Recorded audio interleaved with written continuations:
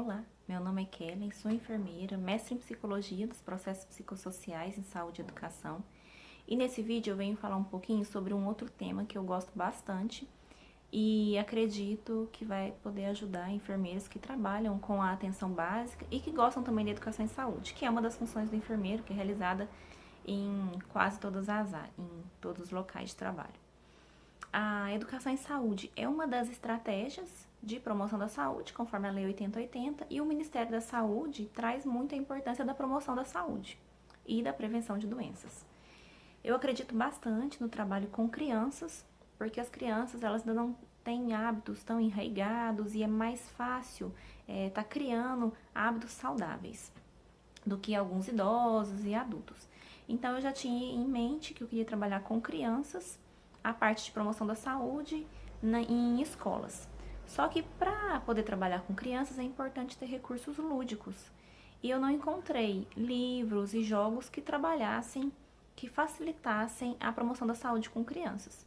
Então eu criei 9 histórias e jogos com temas promotores da saúde, que em outro vídeo eu vou estar mostrando para vocês, para poder atrair as crianças, facilitar essa abordagem através da aproximação do imaginário infantil. E eu precisava de uma teoria, de um embasamento teórico para poder estar trabalhando no mestrado. E foi aí que eu encontrei na psicologia a teoria do MISC, que é uma das teorias pouco difundida aqui no Brasil, talvez porque os textos e artigos estão em outras línguas, o que dificulta um pouco o acesso. A minha orientadora é uma das pesquisadoras, né, nessa área, e o MISC é um acrônimo para intervenção mediacional de cuidadores para cuidadores mais sensíveis, para crianças mais sensíveis. Ele foi criado em 1980 por 2 pesquisadores principais, o Helver Feinstein e a Penina Klein. O Helver Feinstein é um psicólogo romeno que trabalhava bastante na área de desenvolvimento infantil das crianças vítimas de holocausto e de campos de concentração. Porque ele percebeu que nos testes de QI, que é de quantidade de inteligência, os valores eram muito baixos e essas crianças eram tidas como mentalmente retardadas. Mas, na verdade, elas sofriam do que ele denominou mais pra frente como privação cultural, que significa que aquelas crianças elas não eram expostas à cultura local e elas não tinham um ensino-aprendizagem adequada. Então, ele criou 2 programas principais, um que era um teste avaliativo, não como teste de QI. O teste de QI é como se fosse uma foto, ele só mensura naquele momento aquela criança daquele local e não considera os aspectos sociais, culturais e familiares. Então, na verdade, ele é um teste muito restritivo. Então, o Feinstein criou um teste para poder ver realmente qual o nível que essas crianças estavam, e um outro programa foi para desenvolver essas crianças. A partir desses seus estudos, que ele dedicou toda a sua vida, ele percebeu que haviam critérios principais, que ele deu o nome de critérios imprescindíveis para 3 critérios, que eles promoviam uma mudança no comportamento, no desenvolvimento. Ele atuava como se fosse na plasticidade cerebral, a partir da plasticidade cerebral. Porque o nosso cérebro ele é plástico, ele é modificável, então a partir desse seu conceito, ele criou essa modificabilidade cognitiva estrutural a partir da experiência de aprendizagem mediada. Ou seja, ele usava alguns critérios e com o uso desses critérios, que é a experiência de aprendizagem mediada, ele promovia a modificabilidade cognitiva estrutural, que não é um moldar o pensamento, moldar o comportamento. Na verdade, é uma reestruturação, uma reorganização cerebral, em que alguns conceitos são desconstruídos e são reconstruídos novos conceitos. Então, não é no sentido de moldar, no sentido construtivista. É muito mais amplo e considera o emocional, o bio, o psicossocial, o espiritual. Então, ele criou esses 2 programas, descobriu esses 2 princípios fundamentais, que é da experiência de aprendizagem mediada e da modificabilidade cognitiva, e a Penina Klein, junto com outros colaboradores, eles perceberam que esses 3 critérios imprescindíveis poderiam ser acrescidos de mais outros 2. E esses outros 2 critérios compõem 12 critérios mediacionais. Então, são 12 critérios, dos 12 tem 3 principais para o Feinstein, e a Penina colocou 2 critérios desses 12, nesses 3 e criou 5 critérios de mediação. E são esses 5 critérios que eu quero falar para vocês aqui hoje. Eu utilizei esses 5 critérios para poder estar trabalhando a promoção da saúde através da educação em saúde com crianças na escola e o resultado foi muito positivo. Acredito que enfermeiros que gostam da educação em saúde, que trabalham na atenção básica, vai ser bastante útil. O primeiro critério é a focalização. Significa que eu tenho que mostrar, deixar clara a minha intencionalidade e obter a reciprocidade. Qual que é a minha intenção? Sobre qual assunto que eu quero tratar, o que eu quero promover, a mudança de hábito? É só a informação? Porque a promoção da saúde ela vai muito além da informação em saúde. Ela busca mesmo a qualidade de vida, a mudança de hábitos e essa qualidade de vida da população ou do indivíduo. Então, na focalização, que é o primeiro critério, eu tenho que deixar clara, então tem que ter a intencionalidade e a reciprocidade. A reciprocidade é quando o paciente, a população, aquele grupo, ele demonstra que realmente está interessado, está participando. Pode ser demonstração verbal, através das falas, ou não verbal, como, por exemplo, um olhar atento, não estar com o braço cruzado, não ficar mexendo no celular e algumas coisas assim.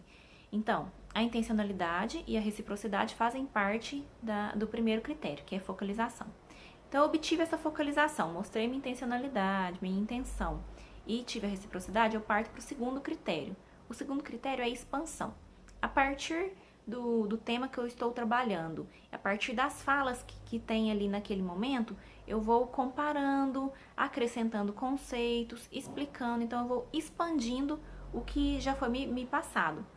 Que numa linguagem próxima, bem superficial, de Paulo Freire, são os temas geradores. Então, a partir do momento do que aquela população vai me informando, me passando, eu vou acrescentando, expandindo o conceito, desconstruindo e construindo novos conceitos. Então, por exemplo, num grupo de diabetes, de pacientes, do grupo de hiperdia, um grupo de diabetes, eu como enfermeira, vou falar sobre as mudanças de hábito, a importância das mudanças de hábito. Então, eu demonstro claramente sobre o que eu quero falar e obtenho a atenção dos pacientes que estão ali e a participação deles. E eles começam me falando, por exemplo, quando eu pergunto o que é diabetes, eles me falam, diabetes é a glicose alta, o açúcar alto no sangue.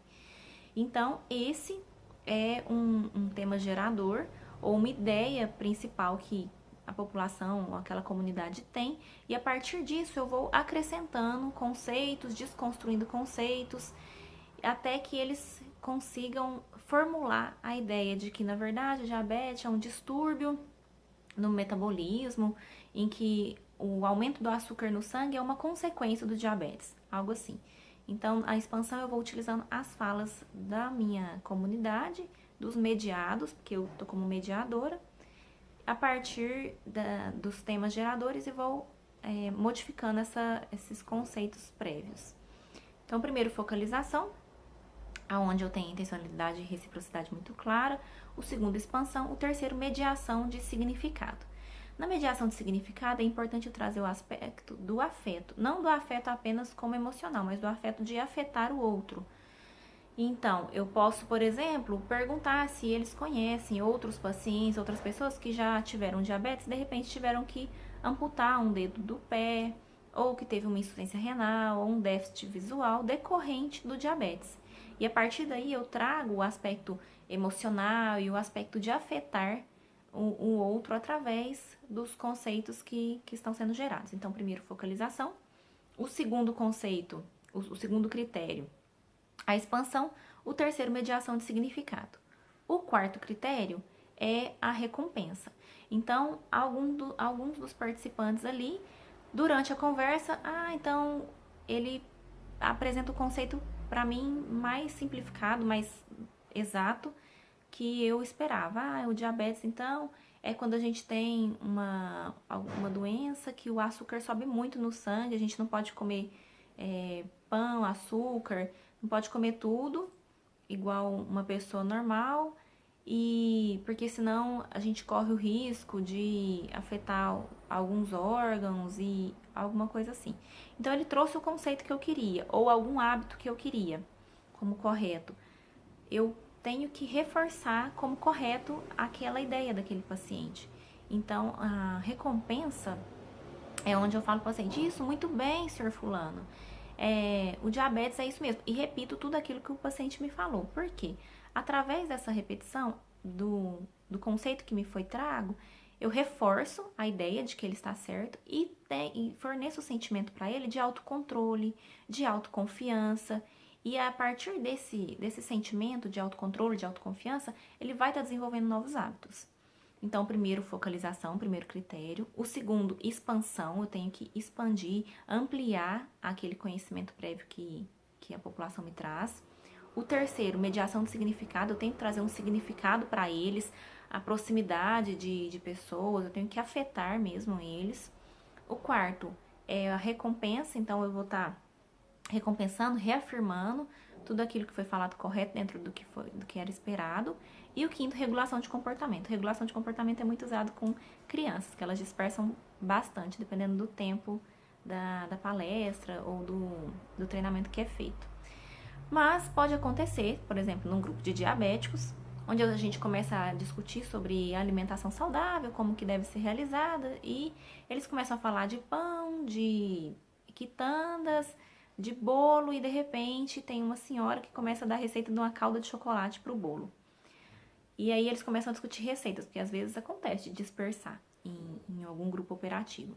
Começou a dispersar o assunto, não era aquela intencionalidade, não era o foco do assunto naquele dia daquela palestra, eu trago eles novamente para o tema, para o foco principal. Então eu falo, isso, gente, muito bem, vocês estão participando bastante, mas hoje nós vamos falar sobre isso, isso e isso. Então, numa próxima palestra, num próximo encontro, a gente pode estar abordando sobre algumas receitas, adaptando para os pacientes diabéticos, alguma coisa assim.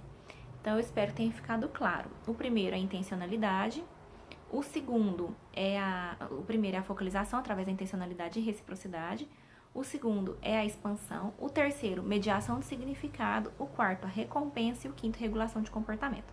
Então, a partir desses 5 critérios, eu vou, quando eu estou atuando, utilizando esses 5 critérios, eu estou realizando a experiência de aprendizagem mediada. Então, eu estou fazendo a aprendizagem mediada. E quando eu utilizo, quando eu faço a experiência de aprendizagem imediata, eu promovo uma modificabilidade cognitiva e estrutural. Então, é como se eu reorganizasse as ideias, que eu reorganizasse os conceitos que eu estou trabalhando naquele momento. Eu não estou moldando o comportamento. Ah, você é diabético, você tem que fazer isso, isso. Não. Eles, através do pensamento crítico, do diálogo, mediação dialógica ali, eles vão concluir o que é o melhor, o que deve ser trabalhado. E a partir daí eles tomam a consciência e conseguem estar modificando o comportamento. Eu trouxe hoje um pouquinho então adaptado para a experiência do enfermeiro. Eu realizei com as crianças, utilizando então o material lúdico que eu vou mostrar mais para frente. Eu espero que seja de utilidade, porque a promoção da saúde realmente ela é muito importante e ela é realizada em todos os espaços que o enfermeiro pode estar atuando, porque, aliás, é uma das funções do enfermeiro. É isso que eu queria passar para vocês hoje. Obrigada.